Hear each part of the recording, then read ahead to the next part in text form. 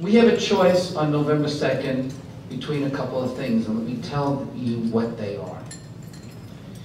If you believe that a woman should have a choice to control her own body, then you got to get to the polls on November 2nd, because the people running against you do not believe it.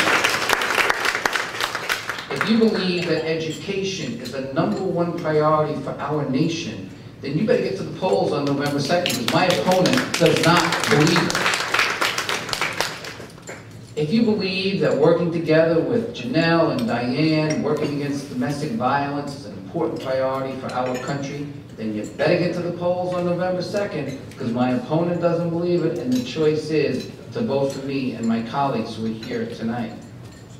If you believe that equal pay for women is an important issue, you cannot rest your laurels on the fact that we passed the Lilly Ledbetter law, because the other team will come in and they will undo it. And even though the House passed equal pay, we couldn't get through the Senate. So if you think that's important, you better get to the polls on November 2nd, because my opponent does not believe in it. He'll undo Lilly Ledbetter, and he will never vote for equal pay down to Washington. Global warming. It's about a clean environment. If you think those are important, you got to get out to the polls on November 2nd, because there's a battle raging out there. And right now, the good people are not standing up and talking. The bad people, the bad people, the bad people, the bad people, the bad people, or those who disagree with what I'm talking about, they're fired up.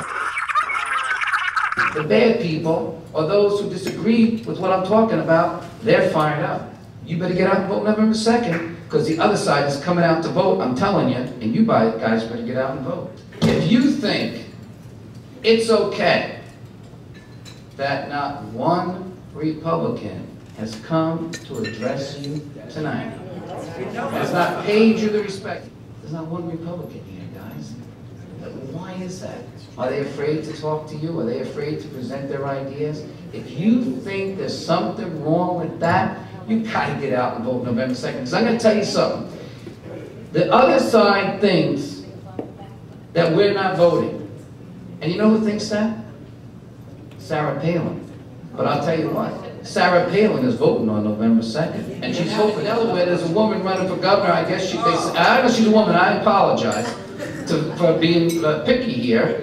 But she is supposed to be a witch, so she's probably got her paddle going around over her kettle, casting a spell on us that we don't vote. Sean Hannity is voting. And he's telling everybody on Fox News, we're not voting.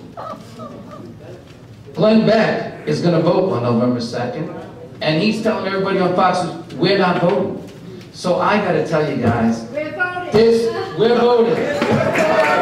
I need you to do more than vote. I need you to come out. I need you to get in the streets. I need you to ring on doorbells. I need you to send letters to your friends, your relatives, your cousins, your in-laws, and say to everybody, we are not going back. We are moving forward.